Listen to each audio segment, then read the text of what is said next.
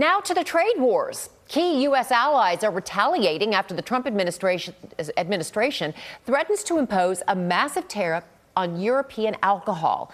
Now that as the White House also takes aim at a series of environmental regulations. CBS's Natalie Brand is at the White House this morning.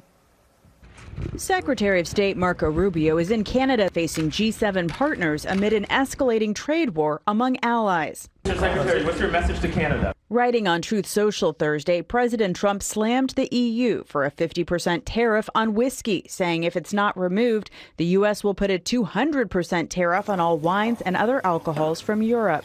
We want to protect the American worker, that a lot of these trade deals haven't been fair. The Trump administration is also taking aim at environmental regulations beefed up under the Biden administration. The EPA announced plans to roll back rules on pollution, electric vehicles, and air quality, said the agency would reconsider the 2009 scientific finding that greenhouse gases are a danger to the public. The administration says the moves are aimed at cutting costs, but they're expected to face legal challenges. They are taking us back to the 1960s, from before the times when we had regulations that actually cleaned up our water, protect people from across our country from cancer causing agents in our air. Today is the deadline for the EPA and other federal agencies to submit plans for mass layoffs as part of the ongoing efforts to downsize the federal government.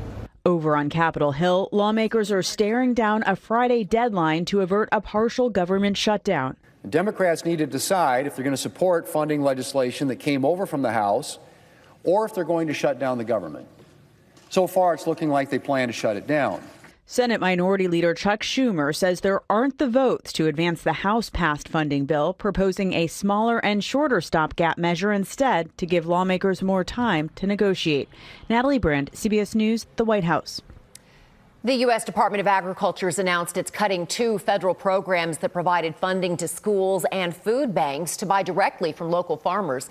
The agency said the decision is aimed at returning to long-term, fiscally responsible initiatives. The School Nutrition Association says the change will affect schools across the country at a time when they're already facing high food costs.